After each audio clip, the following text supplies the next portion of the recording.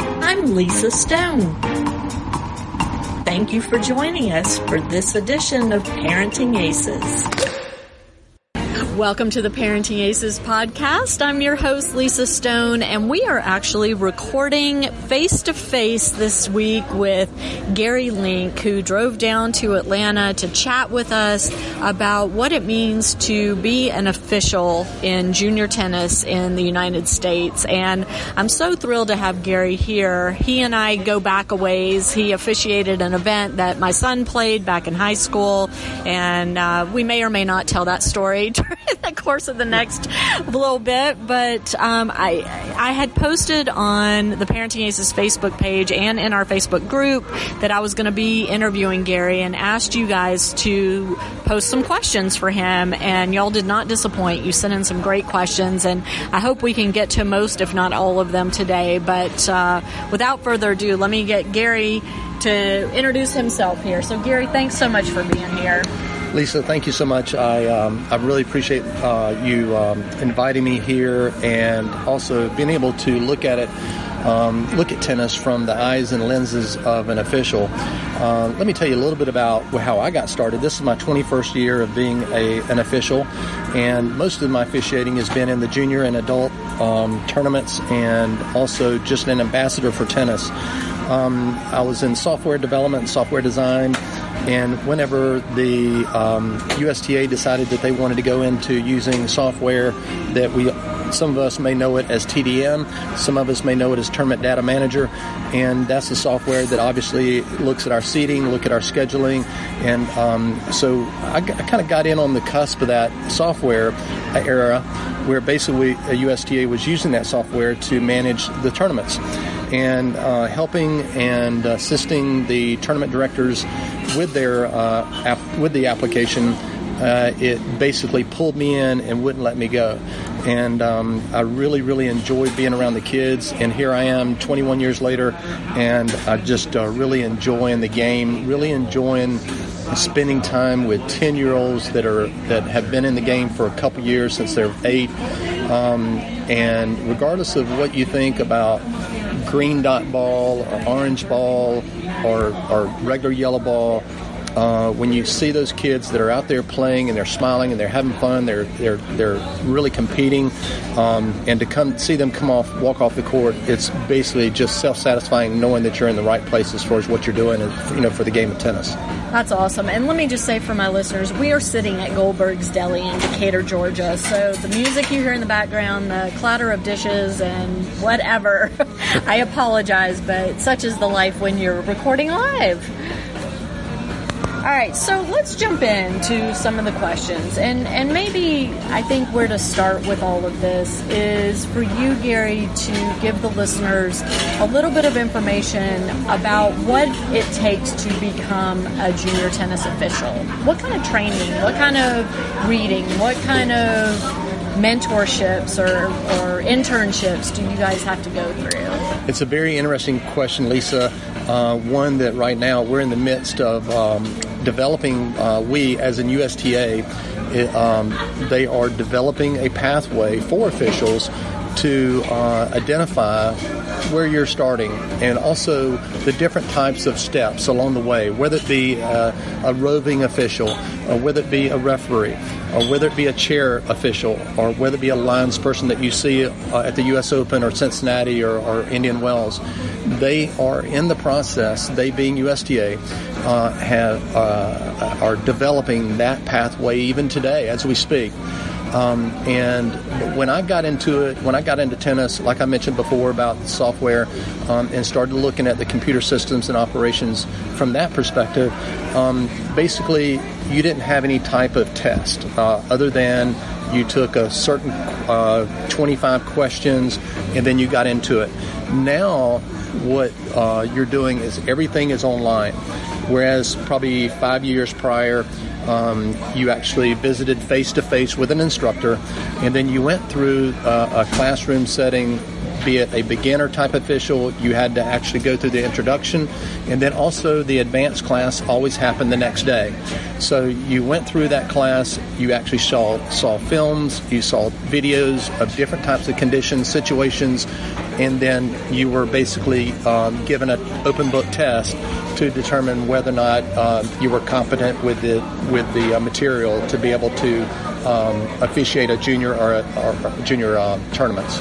And so, were you expected to study the friend at court, the rules of the game, and know that? We were expected to. One thing I really liked about their testing is that they did a question, and then right after that question, you would have a follow-up question of where did you find that within the friend at court. So you could not just on a whim say, yes, I do know that the net is 36 inches high. You had to actually back that up and say it was on page number 18. It was under article number 1, and so you basically had to go in the book and you had to read it. Now that was, back probably 2012 or probably 2014 and earlier. Okay. But now recently what we have done over the last 2 years is we have a USTA Education Center, and that's where we do all of our testing and all of our video review online. Okay. And let me just say, you are on the USTA officials committee for USTA National or for Southern? No, just for state, for South Carolina. Oh, for South Carolina. Yeah, for South Carolina. So okay. I am one of 4 members of the officials committee that's with South Carolina, which is headed up by my good friend Al. So we are, every year we look at different ways of getting better, and we know we can get better, and I know the parents and the coaches know we can get better, and obviously that is surrounding a lot of consistency and application of the rules in its most consistent form. Okay, and you're also on the Junior Comp Committee for USTA South Carolina, is that right? Yes, I'm a member of the Junior Competition Committee for South Carolina, as well as I'm the chair of the Adult Competition Committee. So even though, that may sound like a lot, it basically gives us the opportunity to be able to provide some value, be it junior competition, adult competition, officiating. It does give us a lot of insight into what your listeners are looking from a parent's perspective or from a coach's perspective. What do we need to do to take their voice back into those rooms and voice that concern? So I have to ask you, and I think this question was posed tongue-in-cheek, but maybe not.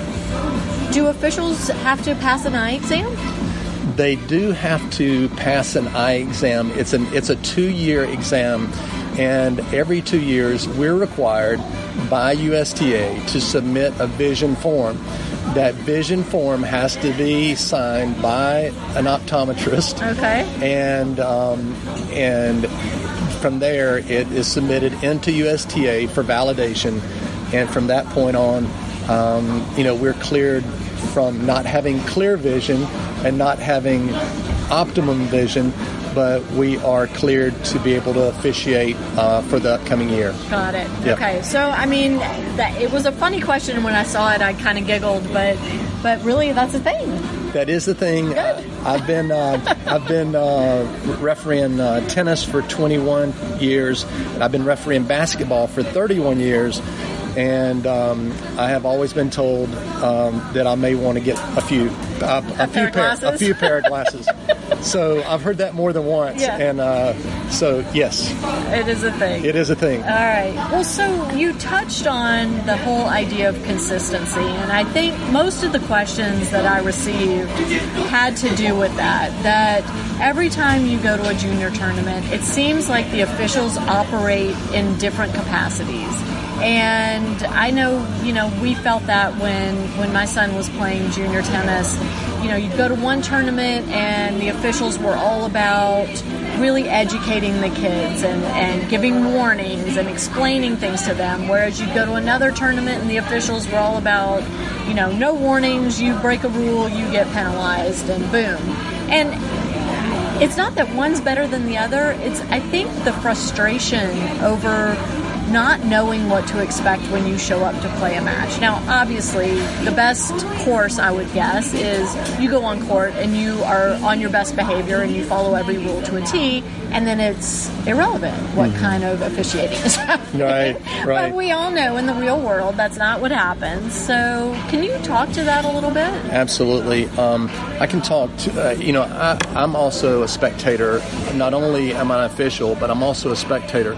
So I see the application of the rules being somewhat inconsistent from this city to the next city, or even from a tournament to a tournament within the same city. And so we as officials, we absolutely have to do a better job in the consistency and the application of the rules. And it's not just knowing the rules, it's how to apply the rules. Right. And some of the time, Lisa, it gets to the point where do you feel confident enough to be able to insert yourself into a situation where a person drops a racket? Is that a thrown racket or is that a dropped racket? Are they doing it in anger or are they not doing it in anger? So the amount of leash or the amount of type of looseness that official can give that player, it is going to basically look differently from his eyes or his lens to say, okay, did he drop it or did he throw it? And I think we all know when there's a drop and when there's a throw. Some officials, they're very anxious. They don't want to get caught up into a combative situation. And obviously we've been told we do not want to determine the outcome of a match, and nor do we. And I don't think any coach or any of your listeners want us to be in a position to make a decision that would actually affect the outcome of but what we are striving for is consistency. And that consistency is basically a very difficult task for us. And I'm very blunt, very honest. That's one thing that as our young officials are coming up, we need to educate them more. We need to put them through conditions, through situations, through different scenarios, and then we need to educate them on what not to do and what to do, because it can be overbearing. You know, as you mentioned before, we can be basically cross over the line and put them on extremely defensive. All the players can be very uneasy and very uncomfortable, which is going to affect their play. Or we can sit back and we can watch, and then they get frustrated because they don't see any one of us, which we're in our blue shirts, we're in our USTA caps, we're walking around the court, but we look as if we're not educated enough to be able to insert ourselves into a situation where we need to be inserted. That obviously bothers me, and it obviously bothers your listeners, bothers your players and your parents. I can tell you that that's one thing from a southern South Carolina, North Carolina, Georgia, Louisiana. It doesn't matter where you're from.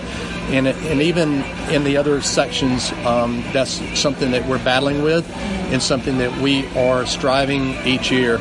And likewise, we will never know of those situations where we need to get better if we do not hear from the parents or the players. And I'll stop there for a moment to say I think we'll probably hear a lot from the parents, because we do know that parents are very passionate and we want them to be passionate.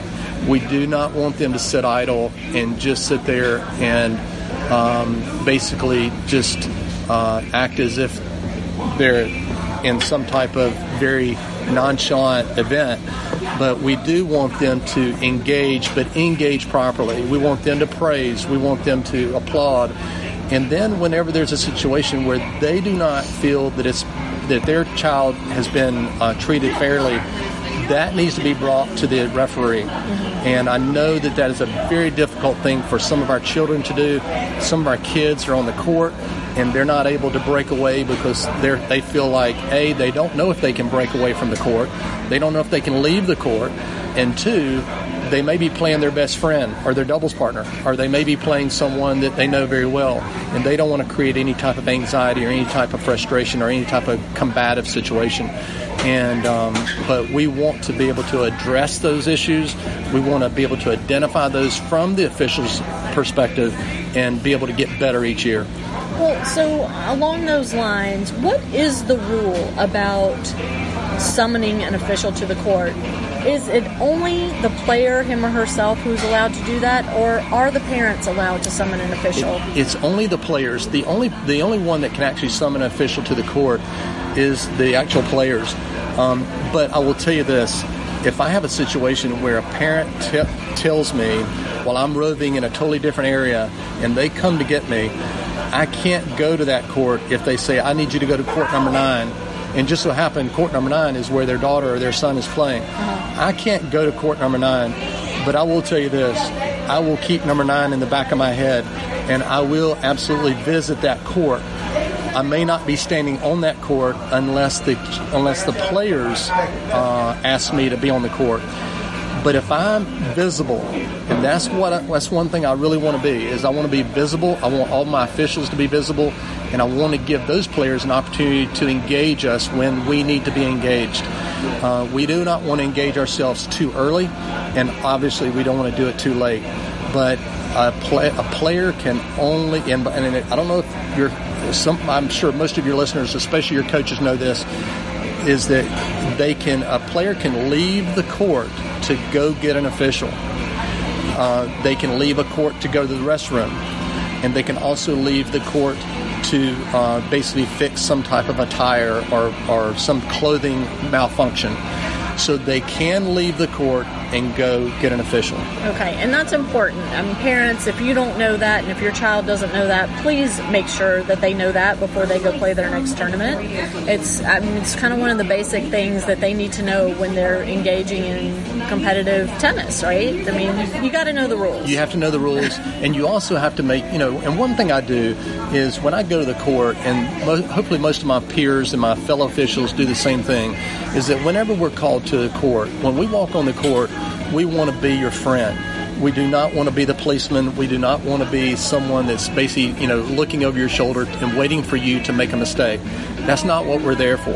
We're there as an aid for you to ask us any questions that might help you through the match. And we want to be a resource for your son or your daughter.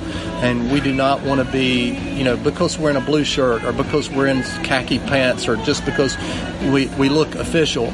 We're very human, and we're people just like the players are people, and we're human just like parents are human. And believe it or not, we are going to make a mistake. And I cannot tell you how difficult it is to be on a court and try to keep up a score. A lot of people would say it's so easy for you to keep a score in a match. Well, if you're looking, and I'm human, so if I'm on the court and I'm watching two kids really going at it and they're into their 18th rally point, I'm getting caught up into that point just like the parents are. So is it 30-15 or is it 40-love? And so there's times where I catch myself going like, I need to stay concentrated. I need to concentrate. I need to focus because I get wrapped up in it as well. Mm-hmm. And it's easy to do, for sure. Very easy to do.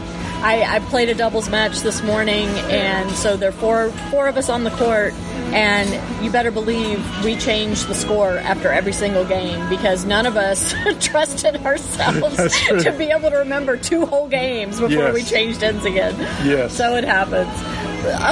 You touched on the consistency issue, and I think most of the questions that I received from my followers had to do with consistency. And the fact that, again, sometimes an official will give a warning. Sometimes an official will go right to a point penalty or coding the player.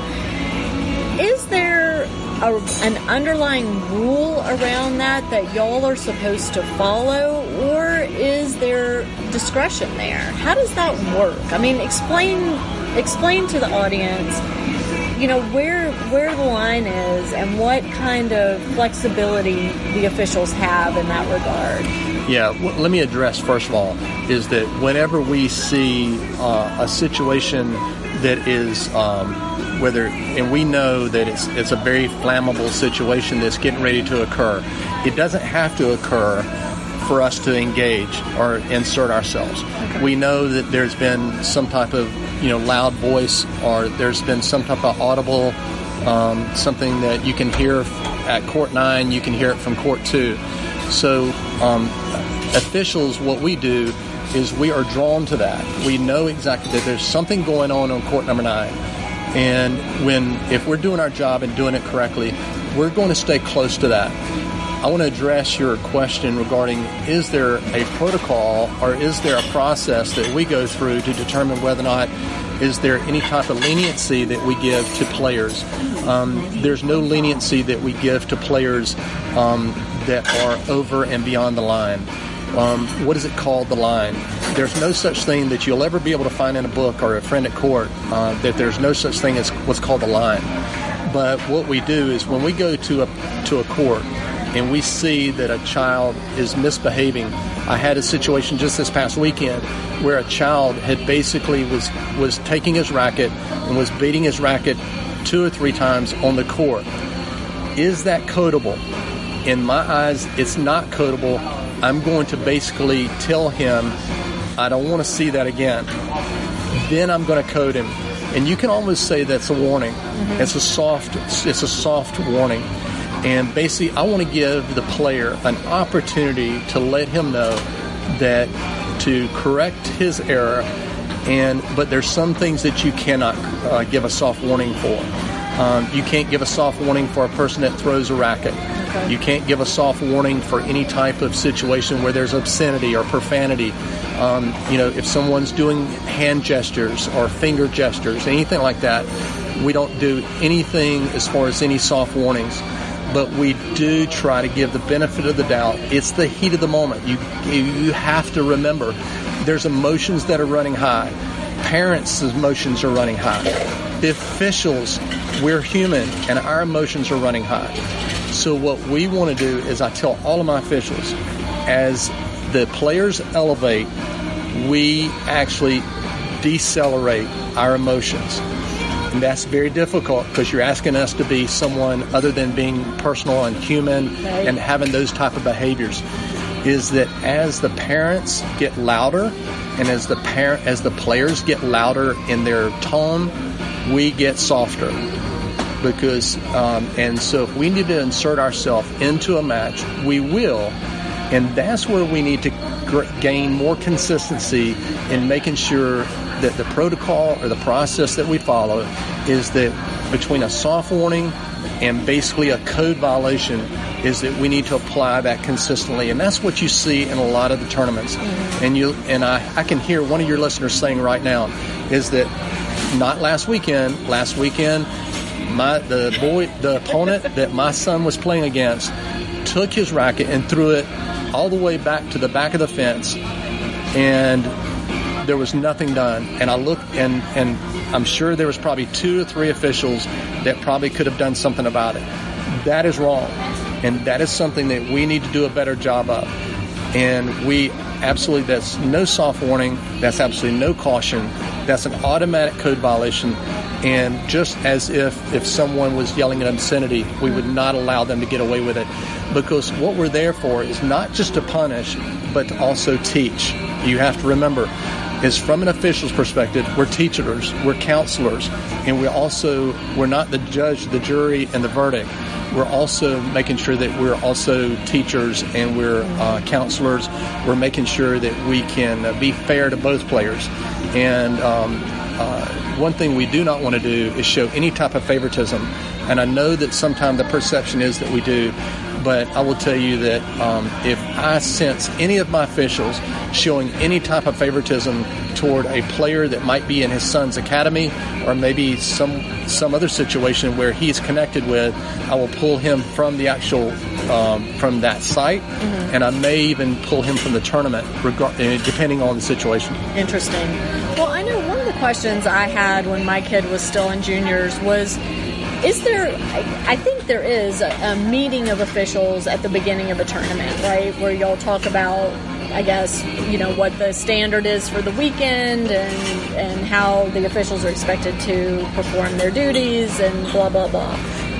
One of the things that I always wished was that following that meeting, that there be a meeting with the parents and players where the officials could say, we just came out of our meeting and here's how we're running things this weekend. Everybody, you have been forewarned. This is how we're playing this weekend.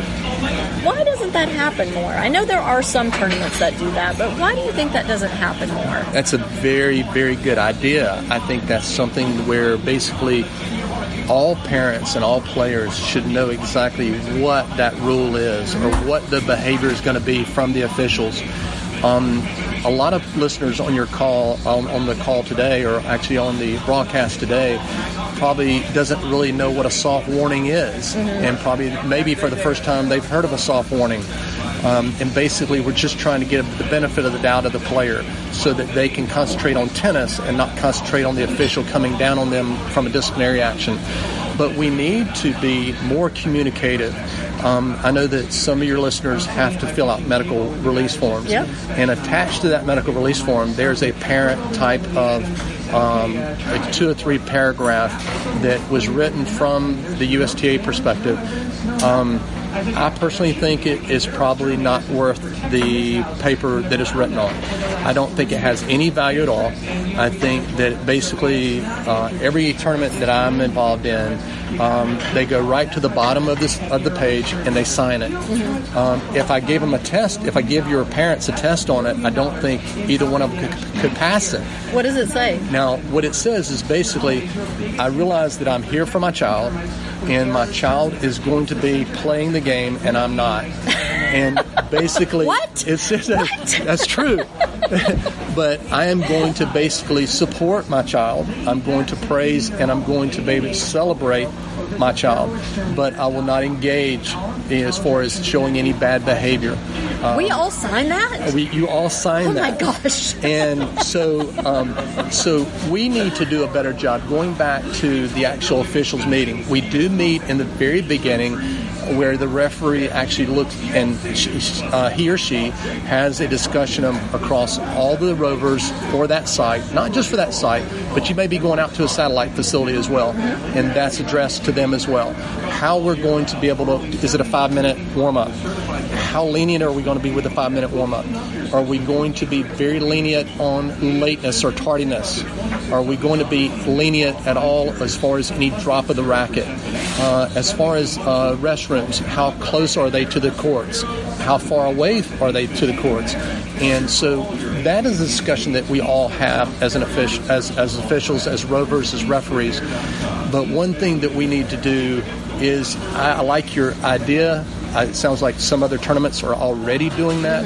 Is they're implementing a basically an education or a communication type in the very beginning of the tournament, setting the tone. Right. And that's what we want to do as officials, to set the tone.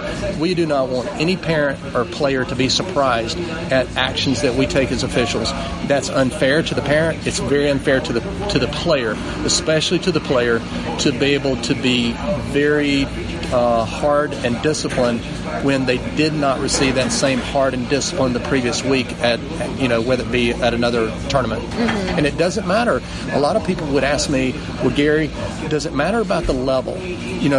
My child played in a level 1 last weekend, but they also played in a level 2 this weekend. Should I expect any different? No, you should not.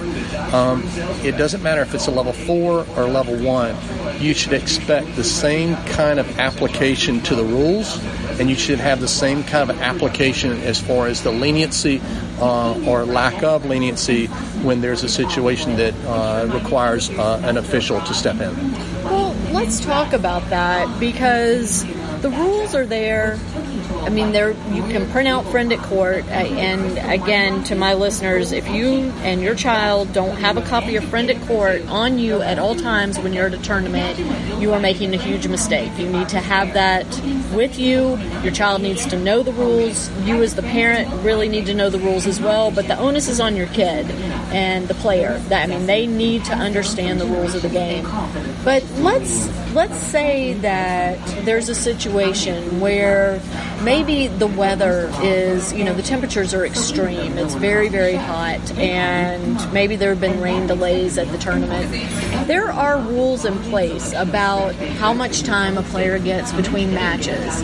But when circumstances dictate employing a little common sense and saying, yeah, the rules say we only have to give you an hour between matches, but your last match lasted 2.5 hours, and you've already played 2 of them today. What kind of leeway do the officials have? The referee obviously, it makes the ultimate call. So let me back up then. Tell me the difference between a referee, an official, and an umpire. Okay. What you have is you have a referee that's basically over the entire tournament. Okay. Then you have what's called a deputy referee. Okay. A deputy referee is basically an assistant to the referee. You could also have multiple deputy referees that are basically delegated out to the different sites. Okay. So if we're having 5 sites and we're running a level 1, level 2 tournament, and we have to have a certified official there, I have deputy referees that, let me use the right term, deputy referees that are located physically at that site. Now, I'm going to be the head official that's going to be over the entire tournament. So they may basically ask me for input on a situation that happens at their site. And they also might have a situation where they need some guidance on whether or not to interpret a certain rule. That's exactly where I'll come in. Okay. We have a rover. Those rovers are basically, they're actually allocated to each site as well. Okay. Now, when we're looking at common sense and we're looking at logic and we're looking at the actual friend at court, let's look at friend at court from being a guide. And where I'm not talking about a guide from being from the net post being so many feet or so many high, or the net post being so low. I'm not talking about whether or not we should employ single sticks, or whether or not what are we going to do as far as the size of the court. All of those are basically hard and fast rules. But when we get into weather, or when we get into rest periods, one thing we need to do is we need to apply logic and common sense. When a child comes off the court, we need to make sure that child is protected both from injury. We need to make sure that the opponent understands that there needs to be a rest period between both players so that there's equality. That's one thing that we need to strive for, and I don't think any of your listeners would disagree, is that we need to make sure that both players have every opportunity to go into a new match with the same type of rest period or same type of condition. Now, again, one may have had a long match, one may have had a short match. That's one thing we can't control, will not control, won't control, have no control over it. But yet we do have some controls over applying logic, and we can take the guidelines from the actual tables from the friend at court and apply them logically, that when we do have an hour rest period, we do have that authority to exceed that 1 hour rest period with a third set 10-point breaker, or if you're applying, if we need to apply a rest period, even though it's a 2-hour recovery for a full third set, we might go 2.5 hours. Now, what does that mean for the tournament? The tournament, we may get behind, or we may have to stay an extra 30, 45 minutes at the end of Saturday night. But guess what? It's worth it. It's worth it to our players. Our parents deserve it. Our players deserve it, because when you play these tournaments, I don't think anyone's paying $3.50 for the whole weekend. They are paying a lot of money, right, and they're investing in their child's development, and that all they want is fairness of play, consistency of officiating. And again, that's one thing that we're going to be working on, and we are working on, I think, across the different sections. Good. Well, one of the questions that came in had to do with the age of officials at the events, and it seems like tennis officials, it's the retiree who loves the game and wants to be around it, and maybe their hearing's not 100%, and maybe even though they're required to pass a vision test, their vision's not 100%, their attention span's not what it used to be when they were 20 years younger. Can you talk about that a little bit, and what USTA does to ensure that, because it's cool to have these retirees around the game, right? I mean, multi-generational involvement is what we all want for our sport, but at the same time we want to make sure that they're competent and knowledgeable and able to perform their duties out there. Especially when it's super hot. You're absolutely correct, because there's nothing more than you love to see Mr. and Miss Jones. You love to see Mr. Jones out there, and even Miss Jones out there, that has been an official for the last 30 years, and you know them by name. They know your children. You know, they even your children's children. They've been there so long, and they are the ambassadors for our sport. But at the same time, we want them to continue that passion for our sport. And we also want to grow young officials and be able to, we still want Mr. and Miss Jones to be engaged, but maybe in a different capacity. Maybe they want to help us at the desk. Maybe they want to help us with a T-shirt. And I can hear some of your listeners now that may say, "Well, I'm 6 years old, and I'm 76, and I'm going on 70, 77, and I'm strong as ever." And I would challenge any 22-year-old, and I do totally get that. And I love the fact that, because some of my best friends in the actual sport are the ones that are my experienced peers that are in their 70s, that basically teach me about life and teach me about the sport and teach me when to engage and when not to engage. But what we have done, and I can only tell you from the state of South Carolina, is that we went from 102 officials in 2016, and we dropped down to 52. What? From 100, we dropped 50 officials from a 102 down to 50. Down to 52. Why did we lose so many officials? We lost so many officials because some of them are aging out, as you alluded to. But we're also losing because it is becoming more and more difficult and much more stressful on the adults that are basically being being mistreated from parents, being mistreated from players, or maybe basically they're standing on their feet for 12 to 14 hours. Because basically the tournament they only have such budget to work with. So, but what we're doing is basically we are growing that official base back up, and what we're doing is basically USTA is looking at a pathway, and they have already developed that pathway to be able to educate our officials and be able to put them on the road to a successful hobby, if you will. To be able to be a better official, so that we can follow behind the seasoned veterans that have given so much to our game. Great. Well, another question that came up multiple times and phrased in multiple different ways, but has to do with cheating in junior tennis. And we know this is a problem that has existed long before I picked up my first racket. It's been going on for generations. But I don't know if it's social media or what, but it really does seem to be more prevalent today. And so I want to ask you about the cheating and what you're seeing out there as an official, but also kind of as a follow-up question, somebody asked, do officials look at the body language of the players to determine who's telling the truth and who's not? And I thought that was such a clever question. So I'm going to let you talk about both of those things. Well, I think the body language obviously can be misconstrued, and obviously we can actually read it wrong. And so one thing that we want to make sure of is we want to make sure that everything that we're doing is factual. We want to make sure that everything that we're doing is not based on our own specific personal agenda. Whenever we see a player, and I had this situation last October in one of the tournaments I was refereeing in, I had heard that there was a player that basically was making some incorrect calls. I inserted myself on that court and found it to be true. And I gave them one warning and then another warning.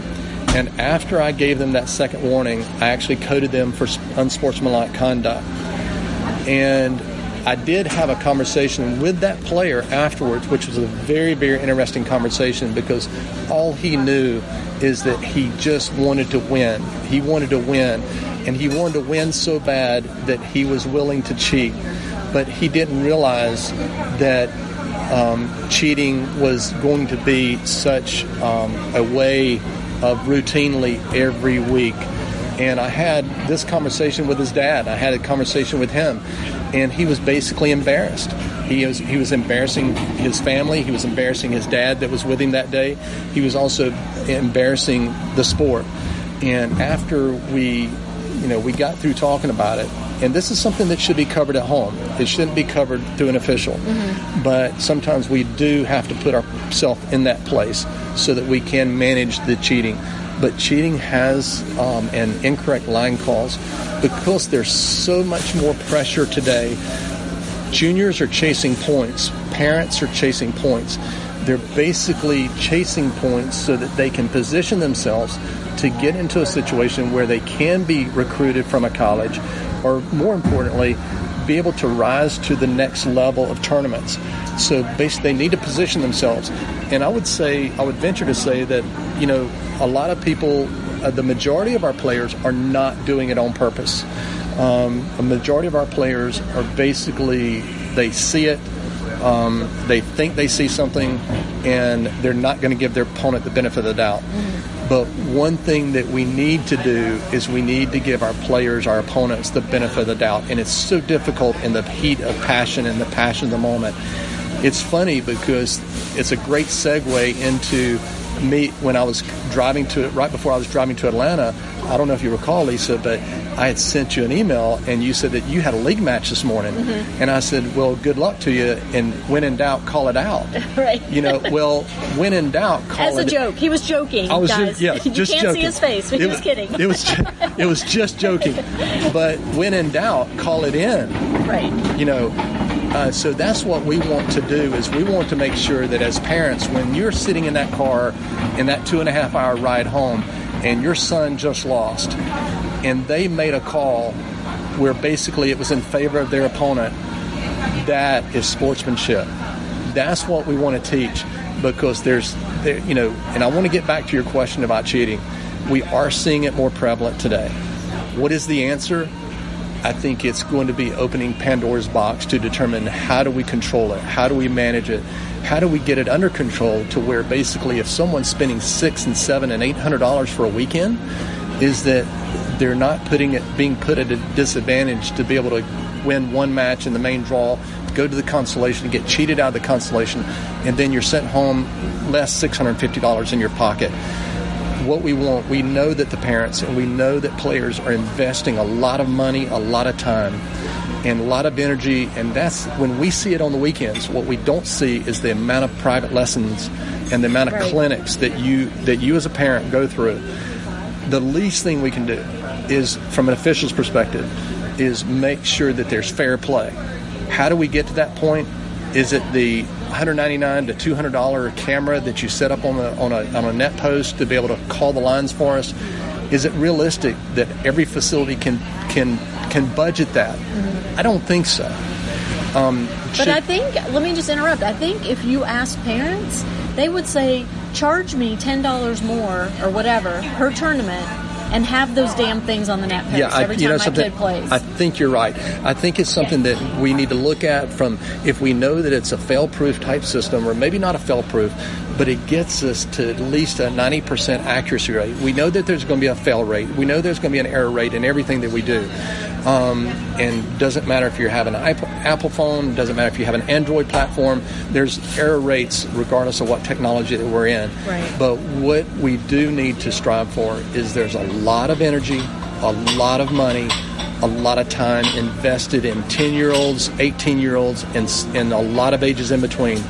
And we need to take a hard look to make sure that we give the parents the value that they deserve through those private lessons, through those clinics, through the equipment. I mean, new rackets are $185 to $229. And that's not accounting $60 and $70 for private lessons. So the least thing we can do from a association perspective and from an official's perspective is to look at new innovative ways to be able to look at how can we manage and reduce the cheating. I think as long as we have humans that are playing the game, there will always be opportunity to try to gain an advantage somehow. Mm-hmm. One thing that I'm not seeing it on a very purpose-driven level. I'm not seeing that kids are doing it on purpose, but if they are doing it on purpose, we will find them, just like the one that I found, and we will code them immediately if we know that they have a pattern of doing so. Mm-hmm. But coding them doesn't really help the situation because their opponents already lost the match, or hopefully figured out a way to win despite the bad calls, right? And so I think that's where families really get discouraged. And, there are, and I think there always have been and always will be, certain kids that everybody knows that when that kid goes on the court, you better watch the lines, you better watch the calls, because they're going to, at every opportunity, they're going to, call the ball in their favor. And they're allowed to continue to play. They're allowed to continue to enter tournaments and pull that garbage on their opponents week in and week out. And, I remember going to tournaments with my son, and there were certain kids, we'd see their name in the draw, and I was like, oh, God, here we go. Yeah. And even to the point where my son would actually go talk to the tournament referee ahead of the match and say, look, we all know the situation here. Can I please have an official on my court from ball one? Yes. And sometimes the referee would accommodate and sometimes not, but it's a real problem. It is a real problem. And the fact that y'all know it's a problem, so acknowledging that you have a problem is the first step toward solving it, right? What is happening, though? Like, in real terms, what steps is USTA taking to fix this? One thing that the very first step that we do as an official is that within 24 to 48 hours of the conclusion of the tournament, we as referees are required to submit our code violations into the association, regardless of whichever section it is. We are required. But the requirement is not enough. Some of us do turn them in, some of us do not turn them in. We do not want to discriminate against any child. We do not want to discriminate against a certain child and call them by name and say, we know that Jimmy is a habitual cheater. We don't want to go that far. But when we see a pattern developing from a sectional perspective, whether it be a Southern, whether it be Midwestern, whether it be whatever section we're looking at, we need to take a hard look at that, and we need to make sure that in fairness of the other 99% or the other 96% is that we need to be fair to them in trying to educate. We need to make sure that we need to take action. And that action is not just through a code violation. Just like you said, once the tournament match is over, it's over, and they move on to the next tournament. One thing we need to do is we need to take action. We need to take a hard look at some of the habitual type cheaters. We need to be able to get in a room of logical, sensible authorities that are on staff, that are on our junior competition committees, and we need to discuss what our next move is. To deny it, that it's happening, is a problem that we have. Mm-hmm. We do know that it's happening. We do know that it's real, and to do nothing about it is an absolute abstrosity. We absolutely have to be fair to the parents. Again, they're putting $800, $700, $900, right, worth of every week. Yeah. And that's not to mention the upcoming private lessons right. that parents are having to invest. Right. And it is incumbent upon us, imperative upon us, is that we take action from an association, from a section, and all the way down to the rovers. That if we have rovers that are aware that we have certain situations, we want to make sure that we control that, manage it, and we're fair to the other 98%. But so far, that's not happening. That is not happening. No, that action has not started. We have not driven it down to the grassroots level, and nor do I think we are even addressing it from the back room, from the committees. I do think that that's something that we need to look at from a sectional. We need to look at it from a state first, and then we do have the people in place.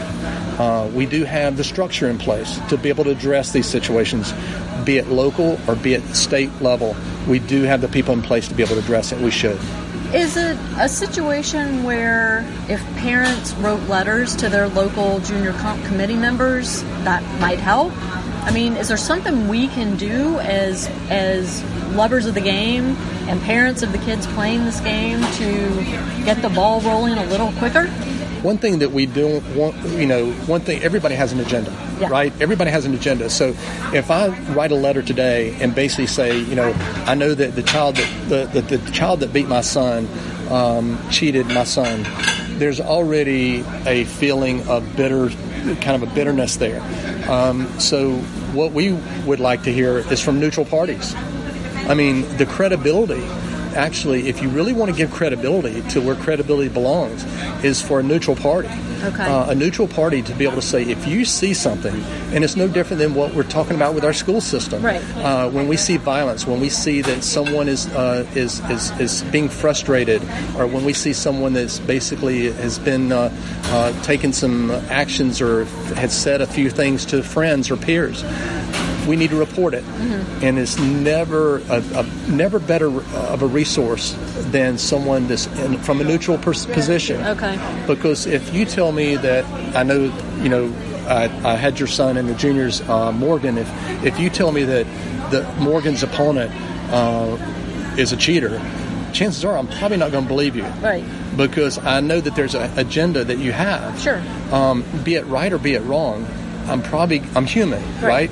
So I'm probably not going to give it much credence. But if I know that someone else is writing in and saying that I saw Morgan playing Billy, and Billy made really 3 bad calls on the last, when it was 5-4 in the third set, Billy made some really bad calls, and I hate it for Morgan that he lost the match.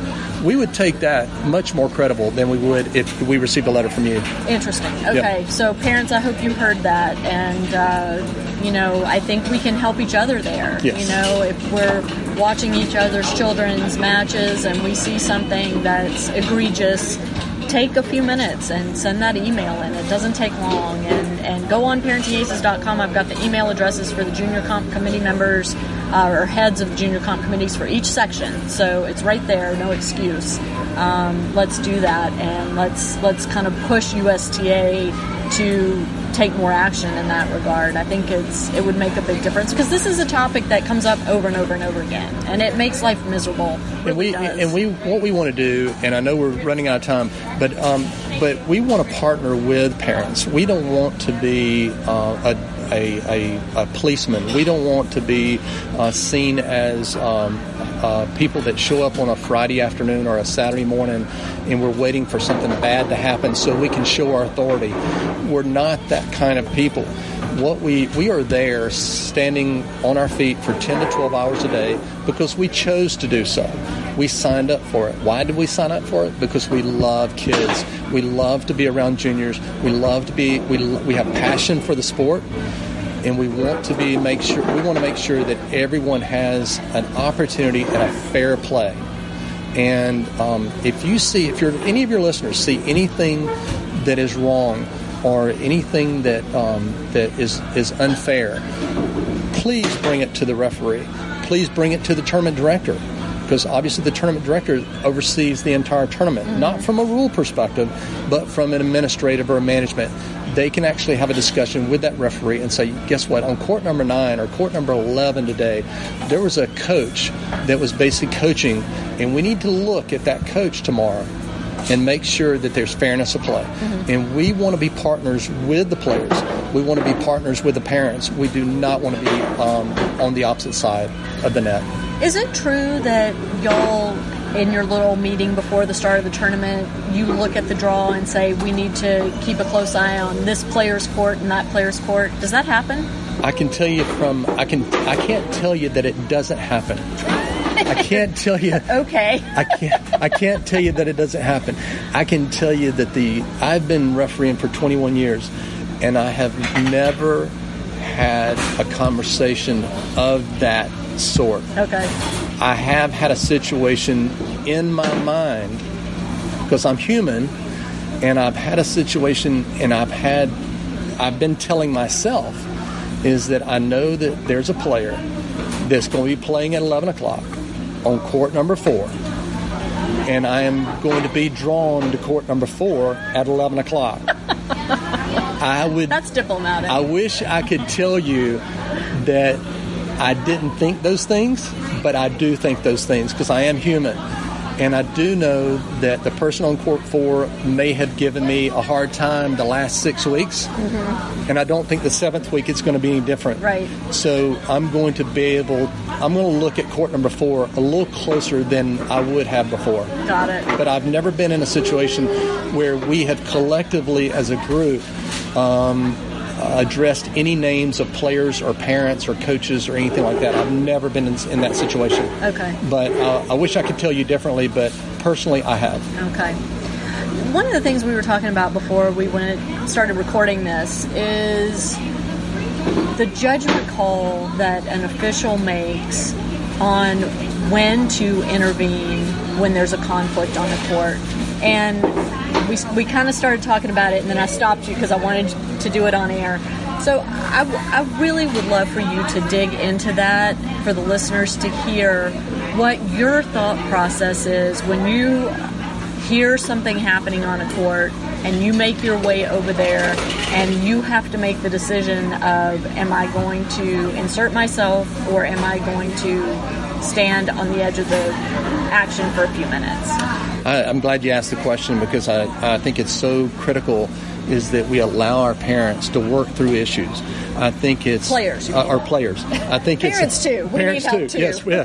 But the players, we want to make sure that the players have every opportunity to be able to work through and have a discussion, have a collaborative discussion between the two players, because they do. They do a great job in having discussion, at the net.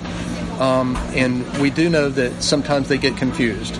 I get confused because sometimes, when I'm playing tennis, I'm not sure if the score is 30-love or 15-15, or whether or not did I just serve the first serve or second serve.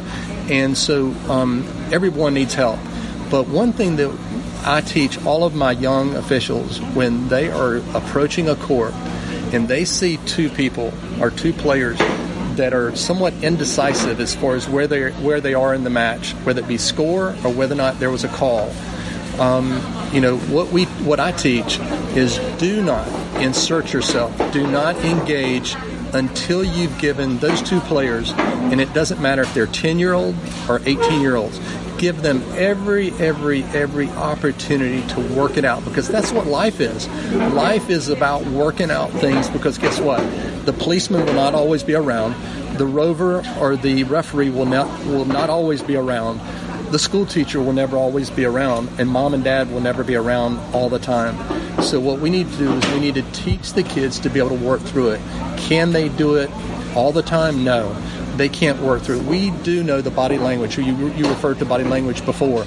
Is that we know that body language, that when there becomes a time where there's an impasse, where two players cannot agree on the score, or they can't even determine whose serve it is, we then and only then need to insert ourselves to be able to get them through that situation. But you will see me a lot. If you watch me, I will approach the court, but I will stand there as if I didn't know really how to handle the situation. But in actuality, what I'm doing is I'm waiting to give the opportunity for those players to work through it.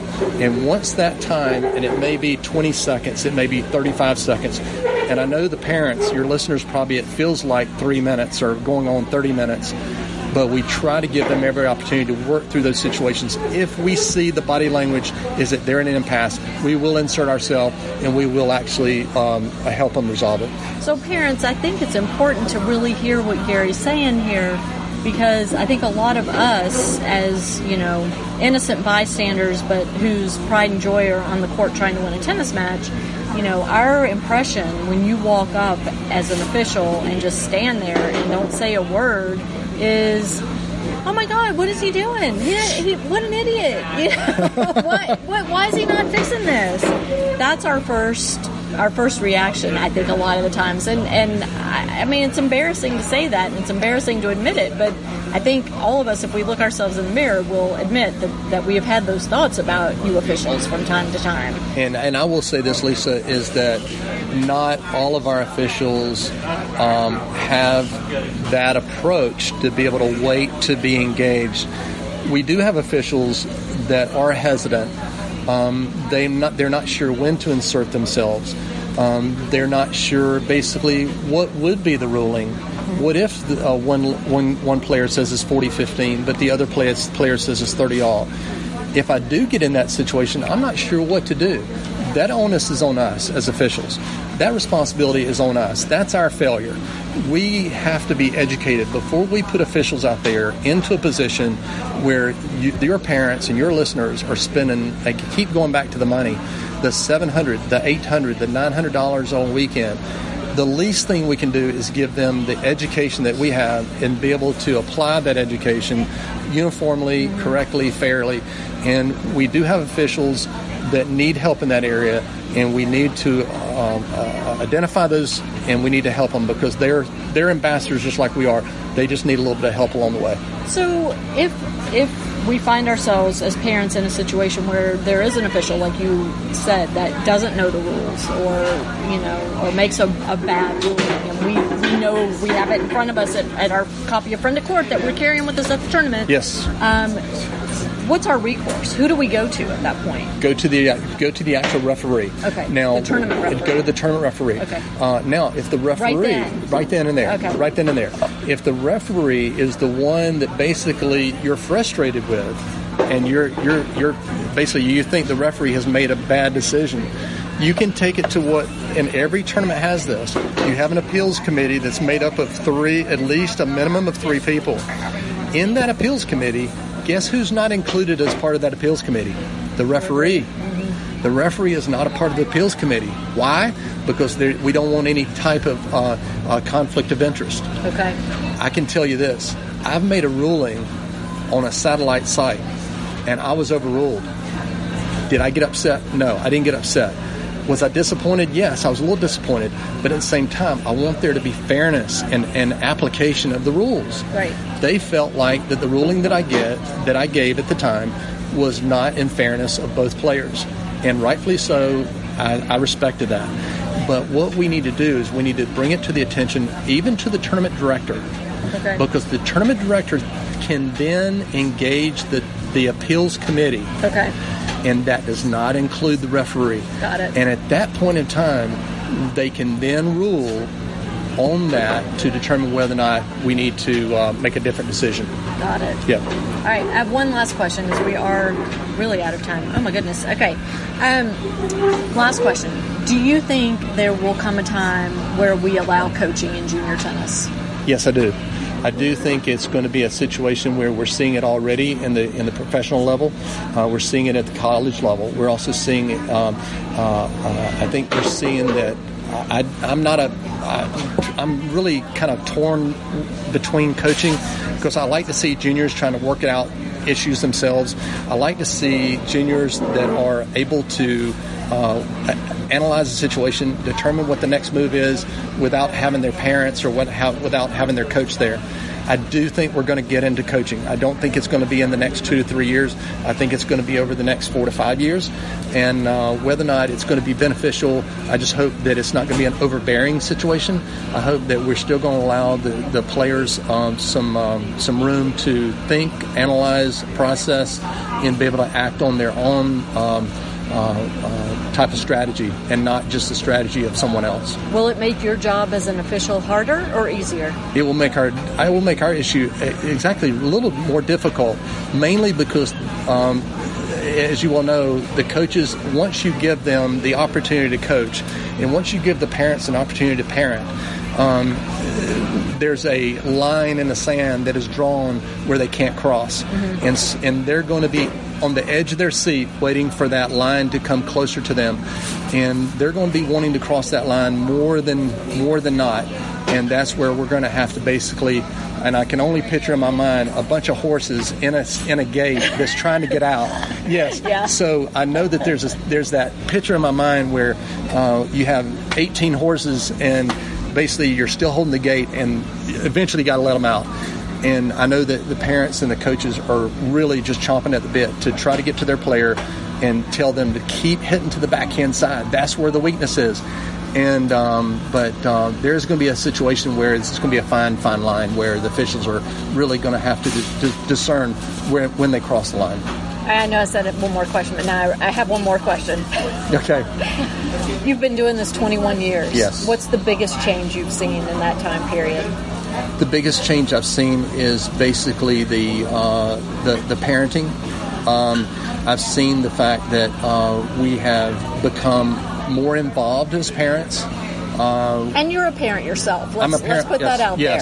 Yes, I am. My son is 25, and when he was going through AAU ball and basketball, when he was going through high school basketball, one thing that I learned very quickly is my AAU coach for my son told all of our parents this, is that if you want to coach your son, you can, but not on my team. And I wanted him to be a part of this team. As a part of making a decision for him to be a part of that team, I also released my ability, or not my ability, but I released my authority to be able to coach my son. But let me encourage your parents, your listeners and your parents and your coaches out there. Your coaches have been in this industry for a long, long time. They know exactly what they're doing. And the parents know what they're doing. But can I say this? That when they take that long ride home after a loss, give their kids about a 2-hour break of doing nothing but positivity. It's the Wayne Bryan approach, right? Yes. Take them out for a milkshake. Take them out for a milkshake, but try to be positive, and then, because emotions are running high, and believe me, there's no one in that car that wanted to win more than your son or your daughter. And just give them that downtime to be able to debrief and be able to come down off of that emotional high or emotional low. And but yeah, it's that's one thing that I would ask for parents is just be a little bit more patient on that ride home, because believe me, I'm a parent and I really want to just really give my more than 2 cents to my son, but I know that 2 cents is not really welcome. Right. Well, that's great advice. Gary Lane, thanks so much for making the trip down here. I enjoyed it. It's a pleasure to see you again. Good to see you. It's been a long time, and yeah, it's. I think we need to do another one of these, because I feel like I'm going to go listen to this, and then I'm going to say, oh my gosh, I forgot to ask him ABC. So we're going to have to do it again. We have a lot of competent officials. And I know that but you're the first one that's reached out to me. We have a lot of competent officials in the state of Georgia and in all the different southern states: South Carolina, North Carolina, Tennessee, Georgia, Tennessee, Alabama, Louisiana. We have a lot of different types of really good officials, and I would just welcome all of our officials to get engaged through this type of media and get exposure to be able to become a friend of a parent, become a friend of a player. We're all in this together. We're trying to strive for equality. We're trying to strive for fairness. And let me encourage all of my peer officials to get engaged. Fantastic. Well, thank you again. And to my listeners, thank you so much for tuning in. We'll catch you next time on Parenting Aces. I'm Lisa Stone, and you've been listening to the Parenting Aces Podcast. For tennis parents, by a tennis parent. If you like what you've heard, please subscribe to us and write a review on iTunes. For more information on navigating the junior and college tennis journey, please visit us online at ParentingAces.com. Thanks for tuning in and sharing us with your tennis community.